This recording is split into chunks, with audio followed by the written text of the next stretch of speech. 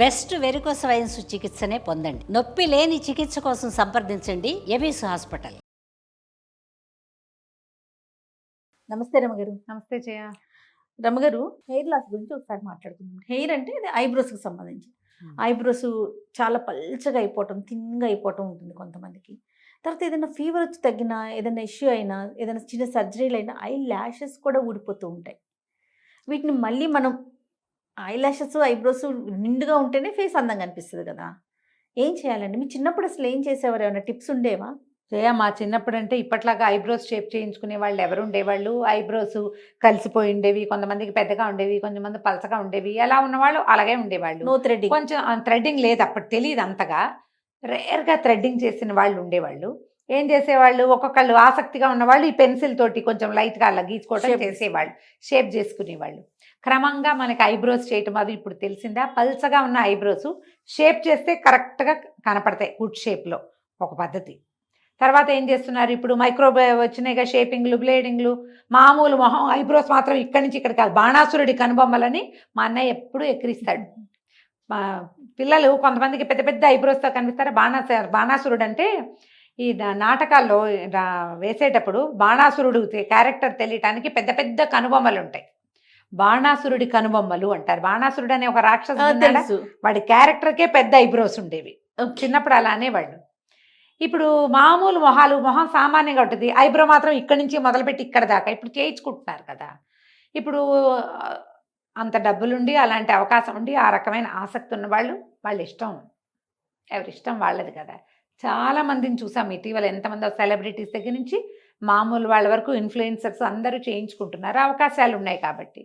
ఇప్పుడు ఉండి కూడా మనకి చిన్న జ్వరం వచ్చినా, ఏదైనా అనారోగ్యం వచ్చినా, ఒక ఏజ్ వచ్చాక కూడా ఐ ల్యాషెస్ షెడ్ అయి ఊడిపోతూ ఉంటాయి, ఐబ్రోస్ పల్చబడిపోతాయి. వైరల్ ఫీవర్స్కి బాగా తగ్గుతాయి. తర్వాత ఇంకొకటి ఉంది, హెయిర్ డై చేసుకునే ప్రాక్టీస్ మొదలైన తర్వాత కూడా ఈ గ్రే హెయిర్స్ వచ్చేస్తాయి, ఐబ్రోస్లో ఐ ల్యాషెస్లో గ్రే వస్తాయి అట్లా. అవునండి. ఇప్పుడు ఇది వరకు ఏం చేసేవాళ్ళు అంటే, మా చిన్నప్పుడు చేసేది చెప్తాను. ఆముదం రాసుకునేటప్పుడు తలకు ఆముదం రాస్తుంటే కొంచెం ఆముదం కనుబొమ్మల మీద ఐ ల్యాషెస్కి కూడా రాసుకోమని వాళ్ళు. అప్పుడు ఏంటంటే ఒత్తుగా పెరుగుతాయి అని.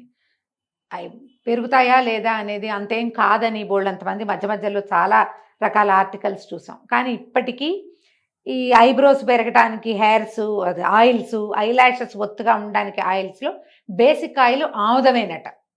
క్యాస్టర్ ఆయిలే పనిచేస్తుంది. ఓన్లీ ఆముదం అండి, అందులో ఏమన్నా కలపాలి? అప్పుడైతే ఏం కలిపేవాళ్ళు కాదు. ఇప్పుడు కూడా మనం ప్యూర్ ఒరిజినల్ ఆముదంతో ఫేస్ మసాజ్ చేసుకున్నా కూడా బాగుంటుంది స్కిన్కి. ఈ ఐబ్రోస్కి కొంతమందికి మొహం మీద ఉన్న హెయిర్స్ కూడా డార్క్ అవుతాయని ఒక భయం ఉంటుంది. అవునండి కదా. మీకు ఆ భయం అంటే అవన్నీ వద్దు. ఒట్టిగా ఆముదము ఒక చిన్న దాంట్లో వేసుకుని, మనం ఈ మస్కారా బ్రష్లు కనపడతాయి కదా, మనం ఆన్లైన్ ఒట్టి బ్రష్లు దొరుకుతాయి మనకి. ఆ బ్రష్ అందులో ముంచి ఉంచుకోవటం, రాసేసి రోజు రాత్రిపూట పడుకునేటప్పుడు మీరు బాగా బ్రష్ చేస్తే కనుక షేప్లో పెరుగుతాయి. ఆ షేప్లో ఉన్న హెయిర్స్ కొంచెం డార్క్ అవుతాయి, నరిష్ అవుతుంది హెయిర్, లుక్ బాగుంటుంది. ఈ ఐబ్రోస్, ఐ ల్యాషెస్ కూడా ఈ పల్చగా ఉండేవి మెల్లిగా ఒత్తుగా అవుతాయి, డార్క్ అవుతుంది స్కిన్. దానికి ఏమంటారు, వెంట్రుక తాలూకు డెన్సిటీ, దాని మందము పెరుగుతుంది, దాని లుక్ ఏమన్నా, దాని టెక్స్చర్ ఖచ్చితంగా మారుతుంది. మరి అది మారే అవకాశం ఉన్నప్పుడు చెయ్యొచ్చు కదా. డెఫినెట్గా. చిన్నప్పుడు ఏం చేసేవాళ్ళం అంటే జయ, ఇంకో చిన్న చిట్కా చెప్తా. ఈ ఒంటిరెక్క మందార పువ్వు ఉంటుంది చూడు, ఆ ఒంటిరెక్క మందార పువ్వుని ఈ ఫ్రంట్ ఇప్పుడంటే జుట్టు ఊడిపోయింది, నేను పెద్ద అయిపోయాను కదా, ఇట్లా ఉండేది జుట్టు నాకు ఇక్కడ దాకా, ఇలా ఐబ్రోస్ ఈ సైడ్ హెయిర్ లో అసలు గ్యాప్ ఉండేది కాదు, అంత చిన్న నుదురుగా ఉండేది. ఈ ఇక్కడ హెయిర్ పెరిగి వెనక్కి వెళ్ళడానికి దాని మీద రుద్దేవాళ్ళం. స్నానానికి వెళ్లే ముందు మందార పూతో బాగా పొద్దున్నే బాత్రూమ్కి వెళ్ళి మొహాలు కడుక్కోవడానికి వెళ్తావా, ఓ మందార పువ్వు రైతేయటం, ఒక రేఖ పీకి ఇక్కడ ఇలా ఐబ్రోస్ మీద రుద్దితే డార్క్గా అవుతాయని, హెయిర్ పెరుగుతుందని. ఓకే. ఫ్రంట్ హెయిర్, ఇప్పుడు కూడా ఫ్రంట్ హెయిర్ లాస్ ఉన్న వాళ్ళు మందార పువ్వు పొడి చాలా బాగా పనిచేస్తుంది. ఆముదము, మందార పువ్వు పొడి, ఈ రెండు ఈ చిన్న చిన్నగా ఉన్న హెయిర్స్ చకచకా పెరగడానికి ఉపయోగపడతాయి. రెండు విడివిడిగా అండి, రెండు కలిపేయమంటున్నారా? అది వేరు ఇది వేరు, అది చేయొచ్చు ఇది చేయొచ్చు. ఓకే. మందార పొడి ఎలా అప్లై చేయాలండి? పొడికేముంది, పువ్వులు ఉన్నాయంటే ఓ పువ్వు వేసి రుద్దేయండి. మందార పొడిని మీరు ఈ నీటిలో కలిపి కొంచెం ఫ్రంట్ హెయిర్ మీద కనుక తల వాష్ చేసుకునే ముందు రాసుకుంటే ఒక గంట తర్వాత అది ఇదైపోతుంది, అంటుకుపోతుంది, డ్రై అయిపోతుంది, రాలిపోతుంది కూడా. కానీ క్రమంగా డిఫరెన్స్ వస్తుంది. దానికి ఏంటంటే మర్దన అవసరం. ఆముదానికి కూడా నువ్వు ఊరికే ఇలా రాసి వదిలేస్తే పెరిగిపోతుందని మాత్రం అనుకోకండి. నూనె కానీ మీరు ఏదైనా ఇట్లాగా న్యాచురల్ హెర్బ్ ఒట్టిగా రాస్తే మాత్రం ఏం పెద్ద డిఫరెన్స్ రాదు. అది కొంచెం చర్మంలోకి ఇంకేలాగా చేస్తే కొంత తేడా రావచ్చు. ఇది ఇప్పుడు ప్రూవ్ అయిందా లేదా నాకు తెలియదు. చిట్కా మాత్రమే ఇది. 100% మా చిన్నప్పుడు ఇవి చేసేవాళ్ళం. నాకేంటంటే ఫ్రంట్ హెయిర్ ఉంది కదా, బోల్డ్ అంతా, ఇదంతా జుట్టు కదా, ఇదంతా పెరిగి వెనక్కి వస్తే నా జడ ఇంకా లావుగా ఉంటుందని ఒక కోరిక ఉండేది చిన్నప్పుడు. పెద్దవాళ్ళు చెప్తుండేవాళ్ళు, అవును. ఎవరికి జుట్టు ఊడిపోతుందో వాళ్ళకి. కొంతమంది పిల్లలకి పెయిన్ కొరకుడు అలోపేషియా వచ్చేది, అక్కడక్కడ చిన్న గ్యాప్స్ వచ్చేది. అవునండి. ఆ మందార పువ్వు రాస్తే జుట్టు పెరుగుతుందని చెప్పేవాళ్ళు. ఓహో. బండి గురువిందాకులు అవి వాడేవాళ్ళు. అవన్నీ ఏమో కానీ మందార రేఖలు మన దగ్గర దొరుకుతాయి కదా. అవును. ఈ మందార తోటి ఏంటంటే హెయిర్ టెక్స్చర్ మారుతుంది, మృదువుగా ఉంటుంది, సాఫ్ట్గా కనపడుతుంది, లుక్ బాగుంటుంది.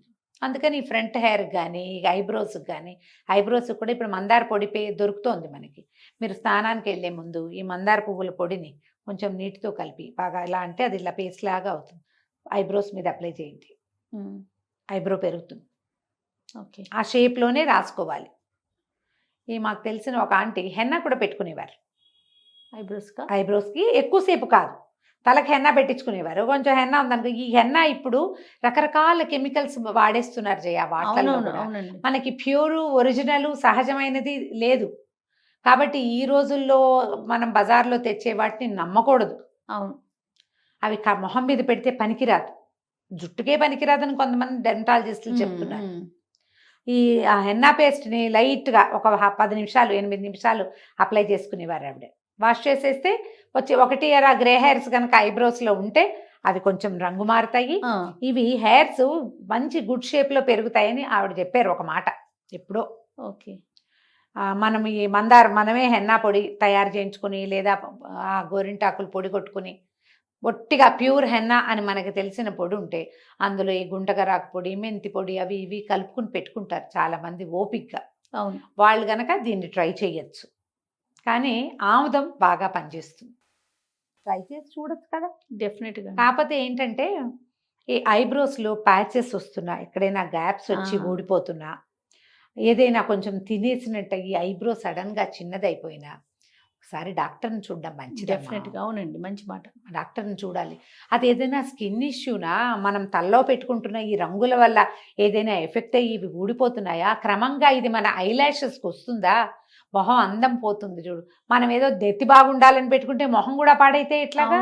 అసలు ప్రధానంగా సమస్య దీంతోనే మొదలవుతుంది రమ్మగారు. ఈ కలర్స్ తోటే మొత్తం స్కిన్ అలర్జీలు కానీ, ఐబ్రోస్ ఊడటం, ఐ లాషెస్ ఊడిపోవటం కదండి. అవును అవును. కాబట్టి హెర్బల్ వెళ్ళటము మొదటిది.